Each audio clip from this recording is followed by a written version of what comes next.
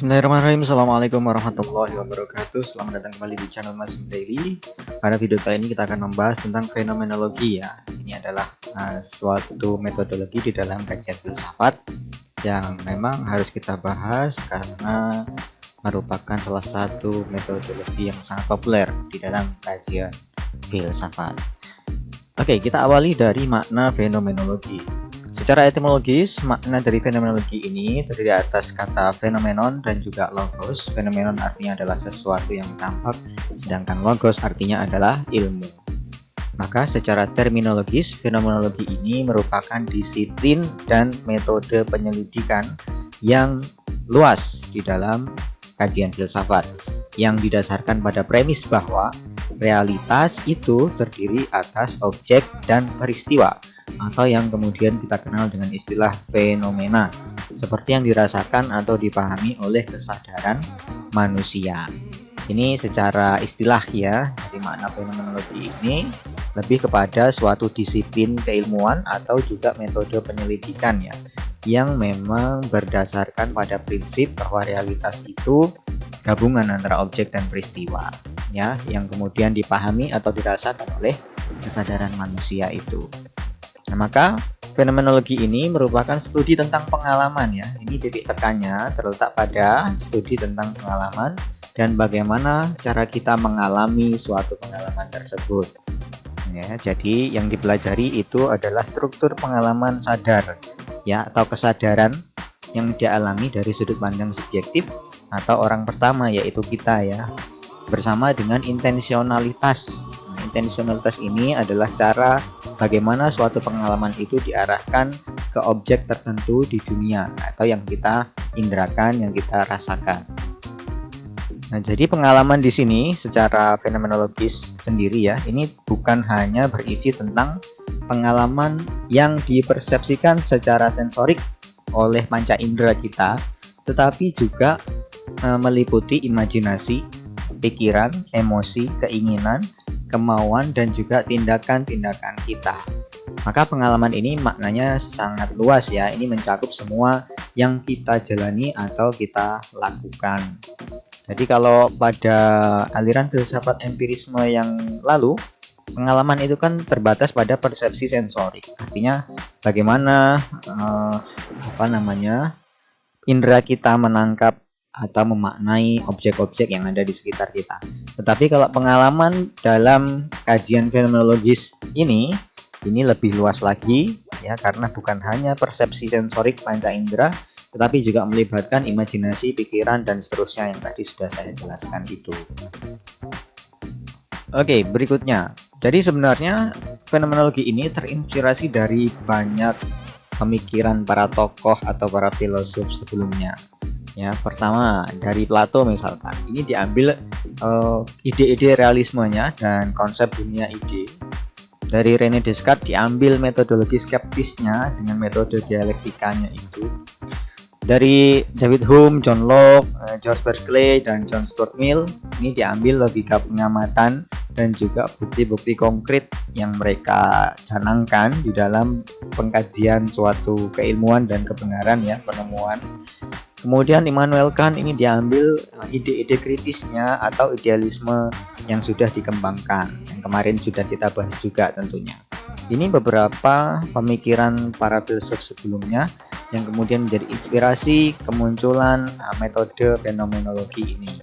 Jadi ada aliran baru yang kemudian muncul ya setelah memadukan beberapa pemikiran para filsuf sebelumnya. Jadi secara historis, istilah fenomenologi ini memang pertama kali dikenalkan oleh John Henry Lambert pada abad 18, kemudian dipopulerkan oleh Edmund Husserl. Edmund Husserl ini merupakan tokoh penting ya di dalam aliran fenomenologi ini, yang juga memberikan statement bahwa fenomenologi ini adalah sebuah metode di dalam menemukan hakikat segala sesuatu. Kemudian ada Martin Heidegger juga, ini yang sebenarnya juga murid Edmund Husserl, yang juga tidak sependapat ya, atau ada beberapa hal yang tidak disepakati oleh Martin Heidegger atas pendapat gurunya yaitu Edmund Husserl. Ya, ini mengkritisi subjektivisme fenomenologi Husserl yang nantinya juga memposisikan filsafat sebagai ontologi metafisik. Ya, jadi bagaimana filsafat itu lebih bersifat praktis sebenarnya, ya, bukan sebagai fondasi disiplin keilmuan. Oke, kita awali dulu dari tokoh yang pertama ya, yang tadi saya sudah sampaikan, yaitu Edmund Husserl.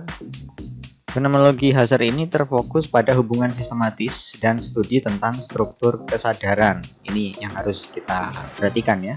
Studi tentang struktur kesadaran serta fenomena yang tampak pada aksi-aksi kesadaran.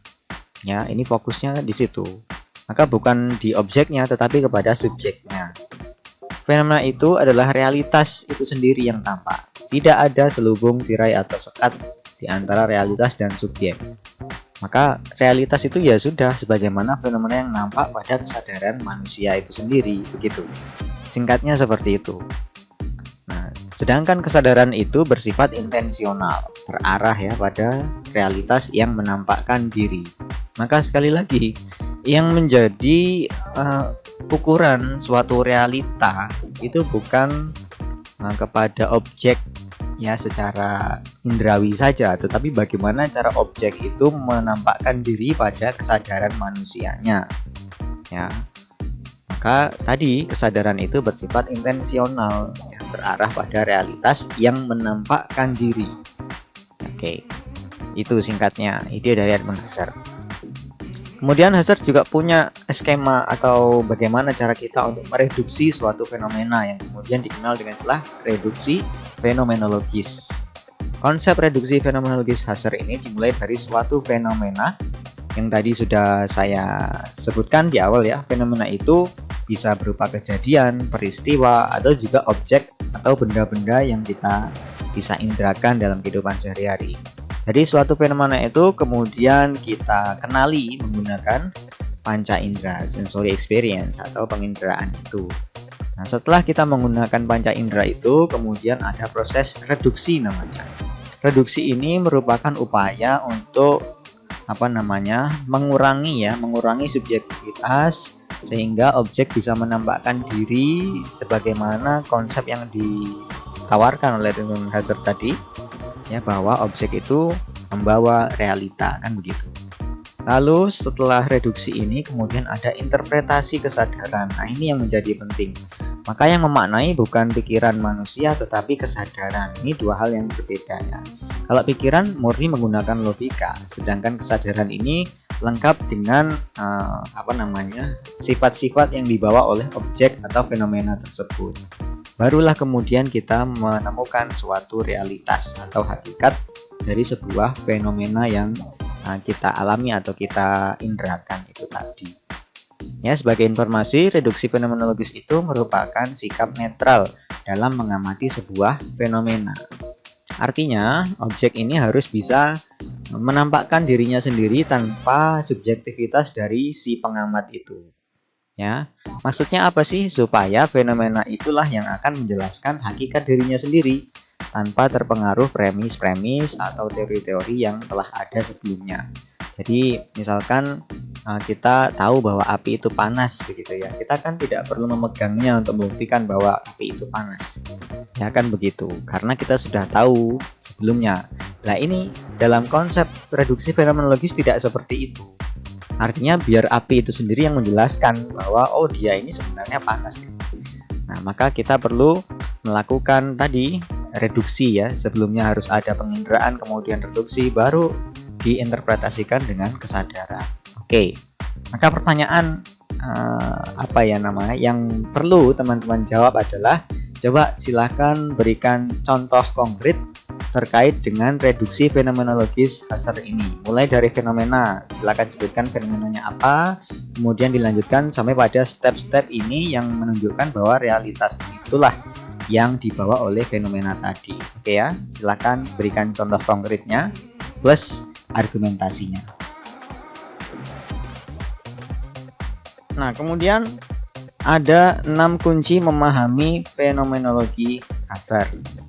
6 kunci memahami fenomenologi Husserl ini, yang pertama adalah ini.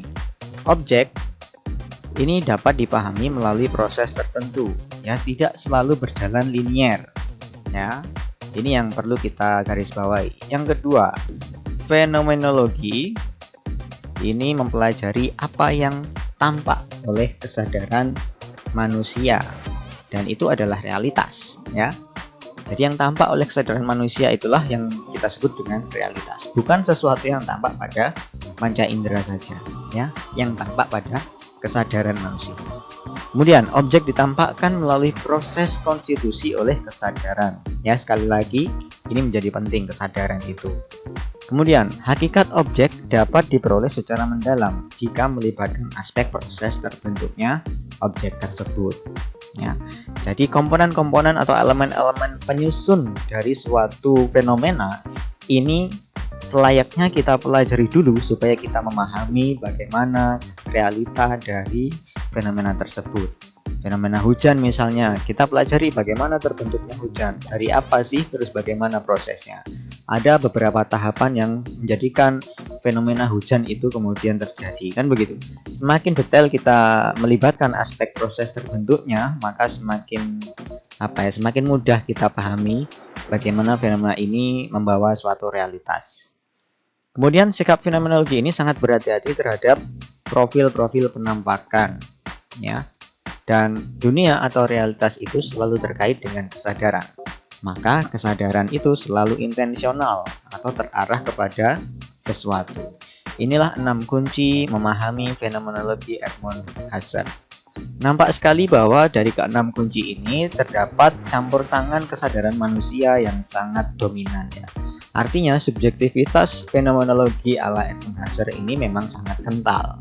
Maka tidak heran ketika nantinya ini dikritisi oleh muridnya, yaitu Martin Heidegger, yang nanti akan saya jelaskan sebentar lagi.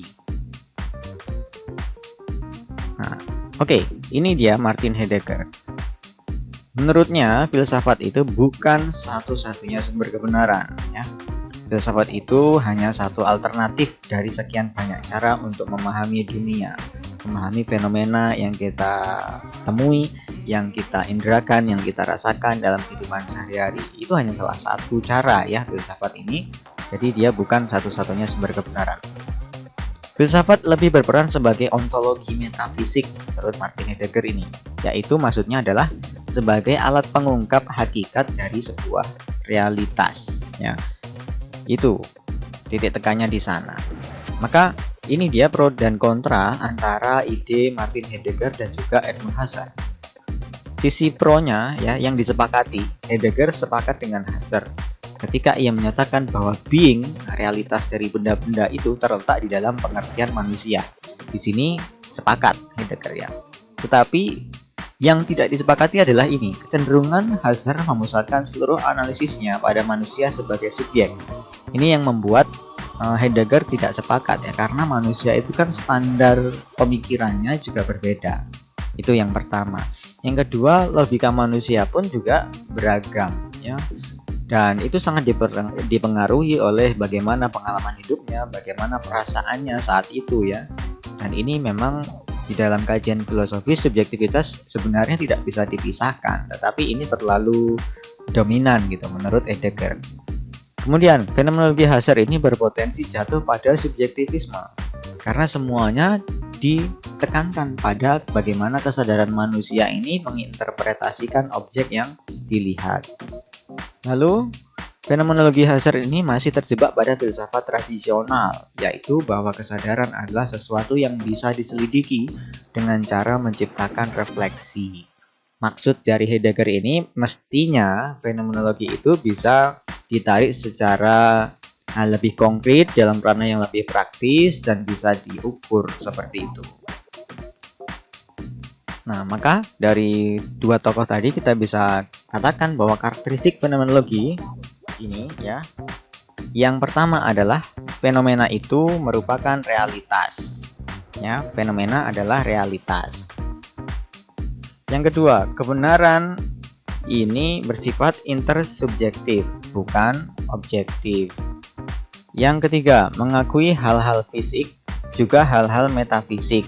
selama memunculkan gejala nyata berupa fenomena. Yang keempat, tidak semata-mata mengandalkan indera. Yang berikutnya, tetap mengapresiasi peran rasio dalam menginterpretasikan fenomena. Nah, itu karakteristik dari fenomenologi ya. Jadi sudah sangat jelas tergambar dari pendapat dua tokoh tadi itu.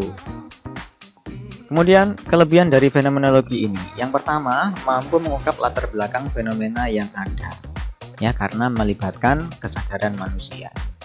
Yang kedua, reduksi fenomenologis ini membantu netralitas sikap di dalam mengungkap suatu fenomena, karena tadi harus objek itu sendiri yang menampakkan dirinya pada kesadaran manusia, maka ini tentu saja sangat mengedepankan netralitas sikap, ya. Kita tidak boleh mencampurkan pengetahuan sebelumnya atau juga doktrin-doktrin yang sudah terlanjur kita pahami untuk mendapatkan realitas dari sebuah fenomena. Yang ketiga, kompleksitas analisa fenomenologi ini merupakan gabungan dari empirisme dan rasionalisme. Sebagaimana yang saya jelaskan pada skema reduksi fenomenologis Husserl tadi ya, bahwa juga ada peran penting dari penginderaan dan juga interpretasi kesadaran, di mana tentunya kesadaran ini juga melibatkan rasionalitas manusia. Itu kelebihannya. Kemudian kelemahannya, yang pertama adalah berpotensi terbelenggu dalam subjektivitas, ya, karena realitas itu sangat tergantung pada interpretasi subjek yang melakukan kajian fenomenologi itu. Yang kedua adalah sebuah fenomena kadang mengandung banyak premis minor sehingga sulit menarik sebuah kesimpulan. Artinya mungkin saja upaya pengumpulan informasi ini belum komplit, sehingga kesimpulan yang kita dapatkan juga belum mewakili atau belum representatif. Yang ketiga, tidak ada instrumen atau alat ukur yang pasti dalam kajian fenomenologi. Ini berbeda dengan aliran positivisme kemarin ya, yang dalam hal ini mungkin bisa kita contohkan bahwa positivisme itu misalkan penelitian yang bersifat kuantitatif, itu alat ukur atau instrumennya sangat jelas ya, karena bisa diangkakan. Tapi kalau fenomenologi ini sulit, karena tidak ada alat ukur yang pasti dalam kajian fenomenologi. Ya, setiap fenomena ini membawa realitas yang berbeda, tentunya dengan latar belakang yang berbeda pula. Itu kelemahan dari aliran atau metode fenomenologi ini. Oke, saya kira itu teman-teman penjelasan singkat saya terkait dengan fenomenologi. Ya, nanti berikutnya kita bisa diskusi di dalam kelas online. Tetap keren, tetap semangat, jaga selalu kesehatannya. Assalamualaikum warahmatullahi wabarakatuh.